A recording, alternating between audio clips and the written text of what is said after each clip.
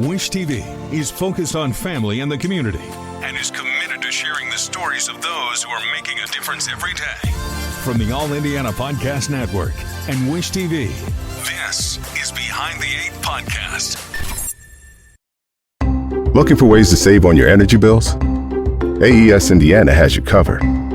From smart thermostats to home energy assessments, we offer simple solutions to keep your home comfortable and your costs down. AES can help you save money and energy with kits, tips, rebates, and more. Visit aesindiana.com/ways to save to learn more about how we can help you save money. AES Indiana, helping you discover real ways to save. Did you know that you can make your life-saving donation to Doctors Without Borders go even further? Whether you donate stock, recommend a grant through your donor-advised fund, or make an IRA-qualified charitable distribution, you can take advantage of strong market performance this year to maximize your charitable impact, making it possible for Doctors Without Borders to stay ready to respond in more than 70 countries around the world. Together, we go further. Explore ways to give at doctorswithoutborders.org/podcast. Welcome into Behind the Eight. It's our opportunity for you at home to get to meet some of the people here who work at Wish TV and get to know them on a different level, because you may see them on air. You may not even know them at all, because sometimes we do behind the scenes folks as well. But today I have one of my dearest friends, one of the best people I've ever worked with, and my newest co-host. Well, I don't know if newest is even fair at this point. It seems like it's been forever. Felicia Michelle hanging out with us today. Hey, thanks for doing this finally. Thank you. That was like literally some of the nicest things you've ever said to me. I'm thanking God it's on record now. It's recorded. They make me do it nicely on these because people listen to it and it lives on the internet forever. Okay. So on air, I can get away with being a little less sweet. Gotcha. Let's start here, because I think one of the coolest things about you is you're so genuine, and that was the way from the moment you came in and interviewed to work here and do these shows. That was what was so endearing, is you were so genuine from the get-go, and who you were is who you were, and that is so important, especially when it comes to lifestyle. So what has made you that way? Oh, hard-hitting questions. All right, here. My journalist side coming out. All right. Because it's what I tell people when they're nervous. When we have people come on, they're like, I don't know what to say. And I always say, like, if you're your authentic self, it will resonate with people, right? So it's just a journey of actually, like, learning to like who I am and to be like, okay, I'm a flawed person, but perfection is not the qualifier of life. Like, it doesn't qualify you to get the job you want or the life you want. Like, just being a good person is what qualifies you. So as long as I was trying to be a good person, I was like, oh, okay, people will get down with this. The people can get jiggy with what I got going on if I'm just my authentic self. But if I'm being fake at all, then they won't feel where I'm coming from, and I'll never really get to where I'm trying to go. Another thing too is being authentic is really important, because I mentor children, and if I am disingenuous with them, you can't lie to kids. Yeah. Like, kids will call you out. Like, kids can read right through you. And I think working with kids made me also just realize I had to be my true self, because, a lot of them, again, thought that they needed to be perfect in order to get things, right? They see you on TV, or they see you have these opportunities with, like, celebrities, or, me living in LA, like, they saw these things and they thought, oh, well, I can't do that. And it's like, no, you can do that. Like, I'm 100% not a perfect person. But that authenticity is just, also too, I'm from South Jersey. Like, Jersey folks, like, the worst thing in Jersey to be called is fake. Like, if you call somebody fake in school, it's a fight, because it's like the worst thing to be is fake. So probably how I was raised, and also just kind of the work that I do outside of my career with kids. Well, it works out perfectly, because career-wise here, you host Life.Style.Live. Mm-hmm. At 10 a.m., Life.Style.Live at noon, of course, obviously, and then All Indiana at 4 p.m. And that doesn't even include the plethora of other things, whether it be specials or the podcast network when you're doing things there, whatever it may be. What has that been like so far? Has it met expectations? Has it been what you thought it was going to be? What has differed from that? And why did you decide this was the path? I know that's like a lot of questions in one. Yeah, that is. That was just fine. For me, it has been, because in my interview, I was like, this is a dream job. Like, when I talked to you, I was like, this is a dream job, for me.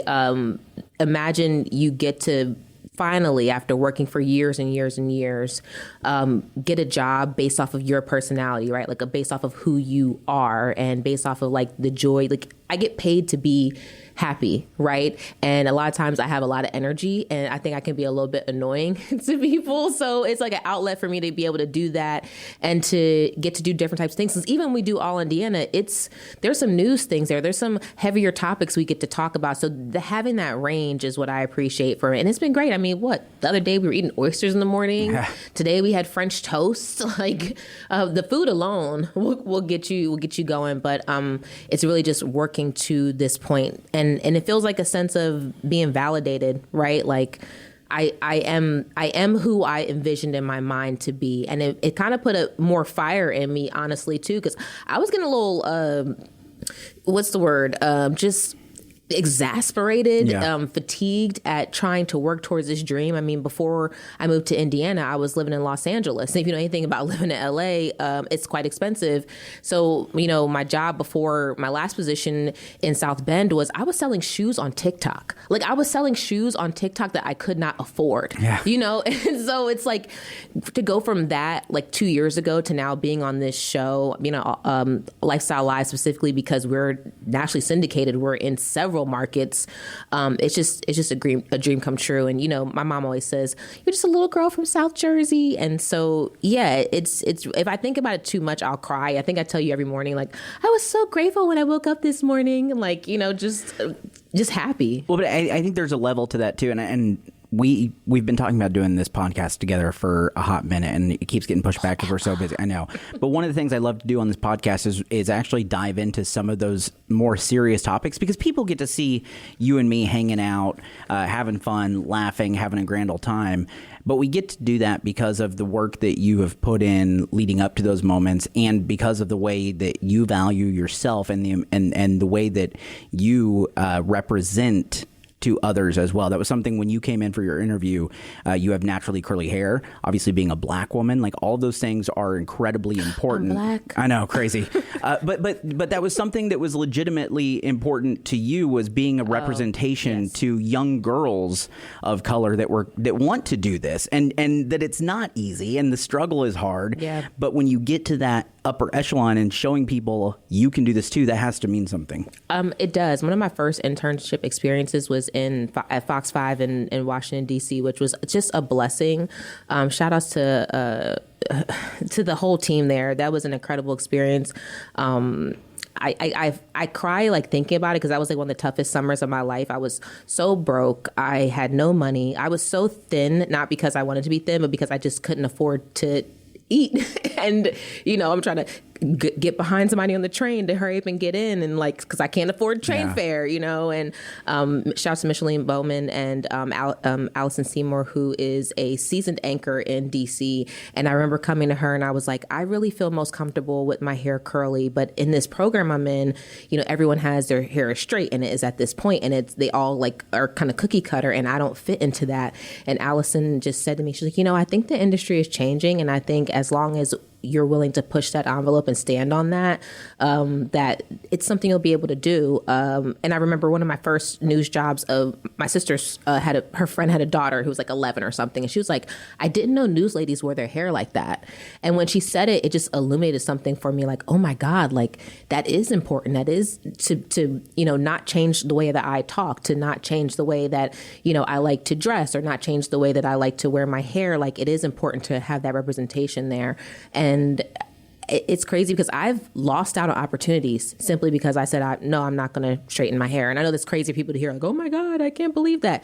Believe it. People say, or would you mind changing? Or if too many people complain, would you change this about yourself? And I was like, absolutely not. Yeah, right. So that has had me lose out on opportunities, but it wasn't for me. Right. But I think what's been amazing is because of that validation and the way that you valued yourself that way, it's allowed you to do these shows in such an extreme, genuine way. And because of that allows me to do that because I don't have to hold back on anything either. Oh, and you do not hold back. No, definitely not. But I think that's what has made you and I, chemistry-wise, work out so well, is that the way we are on air is the way we are in the office with a few less curse words. I mean, you know what I mean? Like, really. And I think that's why viewers have had so much fun with you already.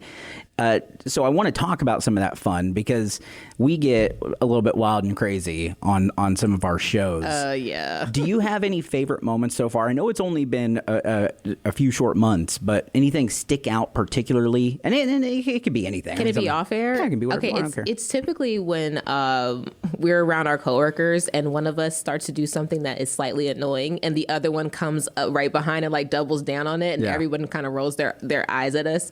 I said this to Hannah actually today. I was like, she's like, you guys have really great chemistry. And I was like, I liken it to going to high school with someone and like being childish with that person, because in high school you're still like a kid, and then meeting them in adulthood, but there's some like childlike aspect that still exists between the two of you, and that's pretty much what it is. I feel like we went to high school together, and now we just like kind of get to be big kids. But I think for me, if we're talking about chemistry wise, the thing that made me feel most comfortable during my interview, just being totally transparent here, I'm really pulling the curtain back, is that both of us have experienced extreme loss, and in a way that people our age haven't lost before. And that was interesting because that was the conversation that we had. And so I knew that, okay, if I'm having a bad day and if I have to say I'm hurting right now, this is something I'm still dealing with actively. Like I lost my brother in 2020 and it's been the most impactful thing in my life. I knew that I was in a safe space. And so I was like, okay, I'm safe here. If I'm safe, I can be myself. Like that was what it was for me. And I was like, okay, we're good. Because I don't even think we much joked around or acted silly in that conversation. We didn't have much time to talk because you were moving. Like there's a lot of interviews and stuff that we do throughout the day when we're not on air, a lot of stuff. And that was like, oh, okay. That you drank Diet Coke. Love Diet Coke. I can't live without it. No, one of my favorite, shout out to Yel Teagle, who I work on Leverage Redemption, the official after show. If you want to check that out, that's going to be coming out next year in accompaniment to the new season of Leverage Redemption. She is a Diet Coke fiend. And so I was like, oh, good signs. Good signs. I'm glad you brought that up because you also, beyond this, you are a pop culture fiend. You are a sci-fi freak, so much so that... A blurred. Yes, a blurred, as you like to call. So much so that you actually, for years, have been a part of an award show, the Saturn Awards, out in L.A., correct? Yes. Typically, it's in Burbank. That's kind of the joke. The Saturn Awards... The Saturn Awards are... Not to people in L.A. I know. The Saturn Awards are like... the least pretentious award show I've ever been to. So if you don't know about the Saturn Awards, it's going into its 53rd year now, I believe. It's like the celebration of sci-fi, horror, and thrillers and all that. I've gotten to meet like Linda Blair and gotten to meet Phil Lamar. And last year I got to interview Nicolas Cage and Ernie Hudson and all these people, and Ming-Na Wen, all these people who I like fan out about.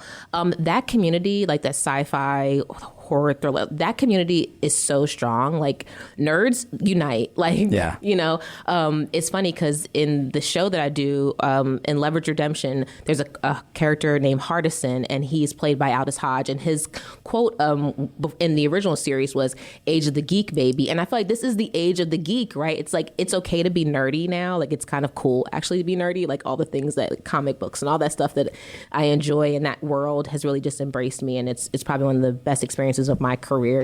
I was really intimidated because that community is like, they're like walking encyclopedias. Right. Like they know everything. Yeah, you got to be on it because they're gonna play you on that. But it's that authenticity you were talking about, like me just showing up and saying, "Oh wow, like oh that's really cool," or doing my homework, learning facts. Getting to interview people like Guillermo del Toro is crazy because he's like the king of horror, probably up there with Stephen King, right? Right. And so that experience has been really great and wonderful. And like that award show, if you get a chance to go, like you can actually see the celebrities and they actually will sign things for you. Like last year, like we're walking through the party and Heather Graham is just dancing, just Heather Graham just out there just enjoying herself. Like there's that wall that you have with celebrity kind of doesn't exist there. Even interviewing Nicolas Cage, I was like, "Hi, I'm Felicia." He's like, "Hi, my name is Nick." Duh. Yeah, right. Like, oh, I didn't know that. I think what's amazing to me is that bleeds over into what you do now. In that, I think a lot of people, if they were interviewing Nick Cage, would interview him very differently than they would interview somebody who's here to talk about their spaghetti fundraiser.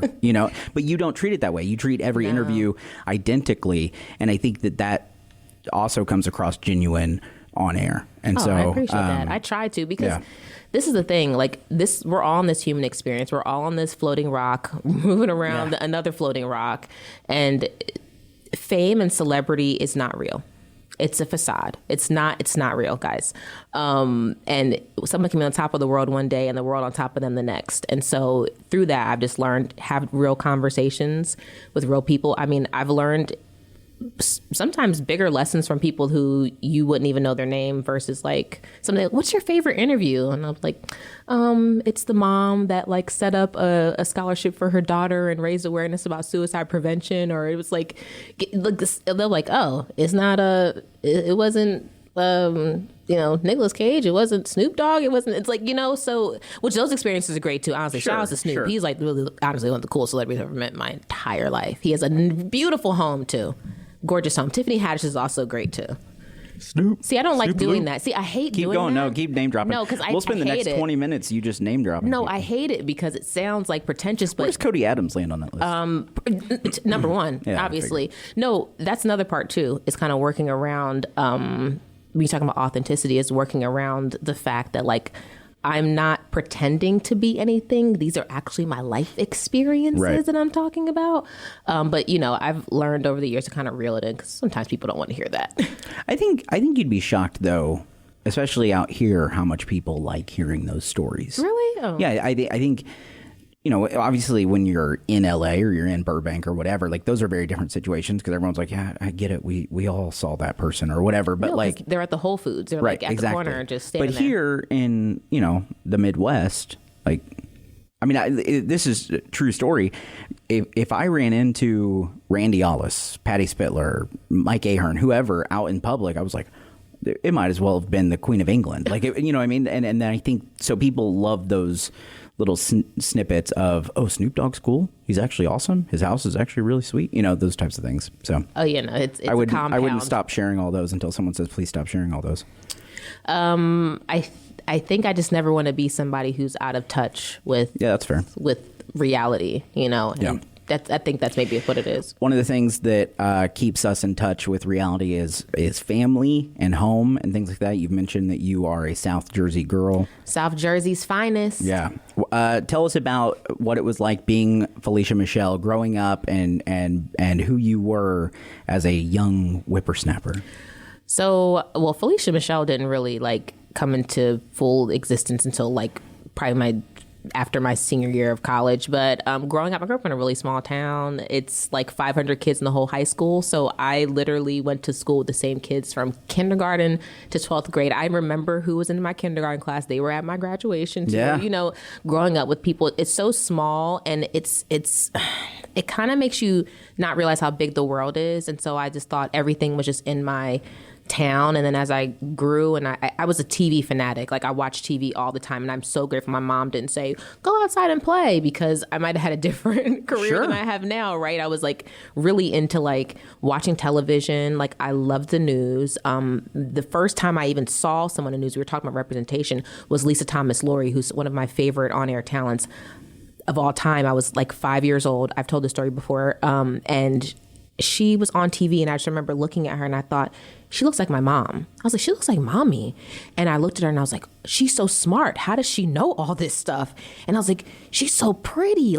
Oh my God. And I don't know, I could read very early. I'm the youngest by far, 10 and 9 years in my home. And so they taught me to read very early. And instinctually, I guess I knew lower thirds was her name. So I ran to get a pen and paper because I constantly would ask people, how do you spell this word? And I would write it down. I was again, nerd from the beginning. Yeah. And I tried to write her name down, but the credits started rolling. The newscast was over, and I cried like somebody had died. I was inconsolable. My mom was like, your 5-year-old's just crying. I know, you're what's the matter? What's the matter? And I'm like, that lady was on the TV and this sounds great. And I'm like, I can't even talk. And she's like, oh, you want to watch the news? She'll be back at 6. She's like, she does this every day, Felicia. You don't need to cry about it. Like, she'll be back on tomorrow.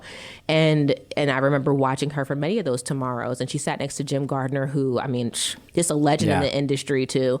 And I was like, she is everything. And she was the first person to make me go, I want to do that. Like, I want to be like her. And she spoke at a graduation at our community college. It was Gloucester County College at the time. Now it's Rowan College, because I'm from a college town, Rowan University. They've like now have a medical school, which is crazy. Coming from this little town, the college has grown exponentially. It's wild. But she spoke at this graduation.